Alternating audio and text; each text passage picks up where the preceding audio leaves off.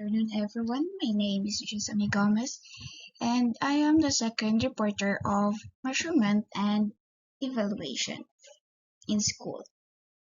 So, when we say measurement, it refers to the use of educational assessment and analysis of data such as scores obtained from the educational assessment to infer the abilities and proficiencies of students.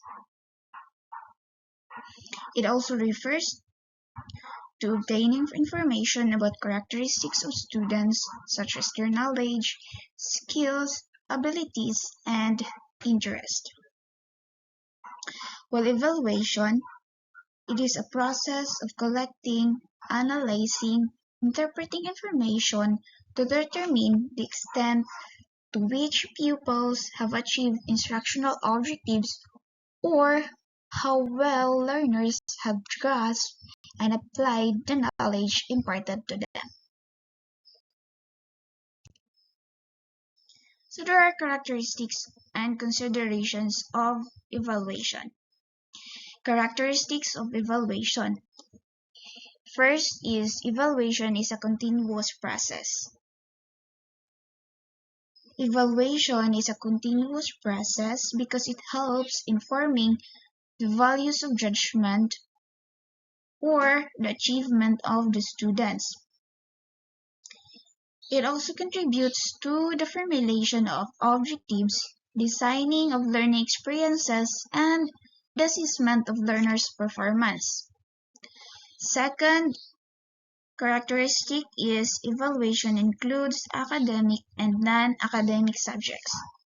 Examples of academic subjects are philosophy and music history, English, math, science, and others, while non-academic subjects are arts, music, PE, livelihood education, and others. Next is evaluation is a procedure for improving the product.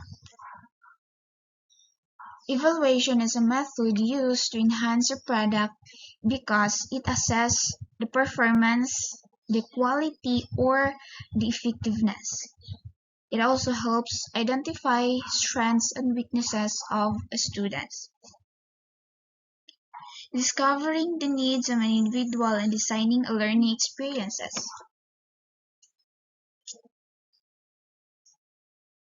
It involves identifying the unique requirements and preferences of a learner.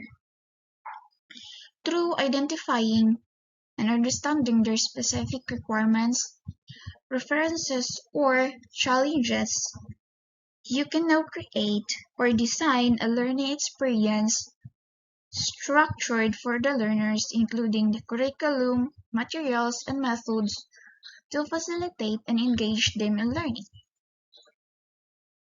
The last characteristic is evaluation is purpose-oriented. It means that the assessment process is driven by specific objectives.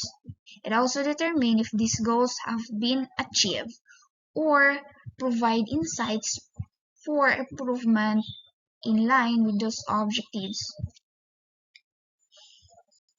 This is also to improve performance, to measure the success, or determine the effectiveness of a product. So now let's go with the considerations of a good evaluation, which is validity. A valid evaluation is one which tests what is set out to test. Validity is a foundation of a good test, means it measures what it intends to measure. It also ensures that an exam fits the purpose. It is reliable, accurate, and fair reflection of the learner's ability.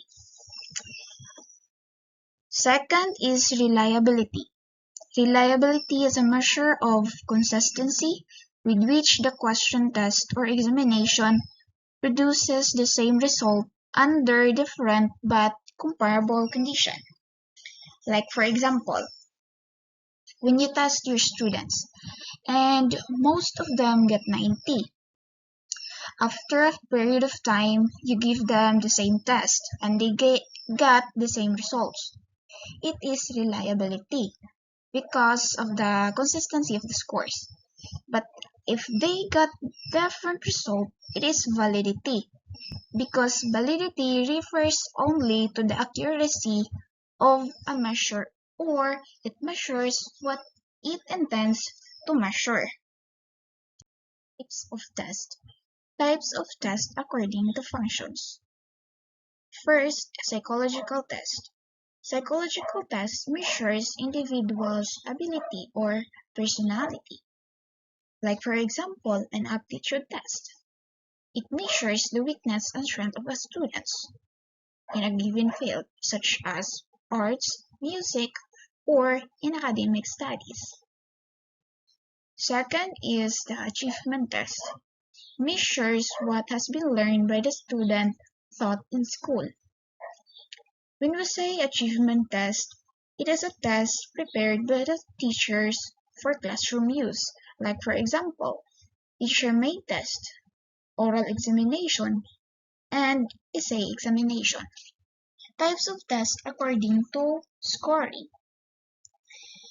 Objective test. When we say objective test, these are questions whose answers are either correct or wrong. Like for example, multiple choice, true or false, fill in the blanks, identification, and matching type. Types of tests according to how responses are made. First is the subjective test, a test in which the learner's ability or performance are judged by examiner's opinion and judgment. Example of subjective tests are an essay and oral examination. Second is objective test, a test in which learners' ability or performance are measured using specific set of answer. Means there are only two possible answers, right and wrong. Example of objective tests are multiple choice, true or false, and matching type. In subjective tests, a learner's performance or answers are judged by the teacher's judgment, while objective tests are judged according to specific set of answers. Grades and grading system. Grades are symbols summarizing the extent of change in any student, differentiating individuals' performances among students, or the total progress of the students in a course or in a subject. In an institution, it depends on the school what grading system variation they are using, whether in percentage, in number, or in letters. Below are examples of grading system variations. In letters, grading system mostly used in elementary or in secondary. In points are used in college, but percentage is often used to schools. Now we have pass, fail, satisfactory, and satisfactory. In the given tables, let's have a look on their average and how the remarks are failed and passed. Let's have Justin and Josh. Their remarks are passed because their average are 83 and 79, which is in the given grading system. 79 is fairly satisfactory, which is pass, so therefore Josh will pass. In Justin, his average is 83, which is in the grading scale is satisfactory, and the remarks is pass, so therefore Justin will pass.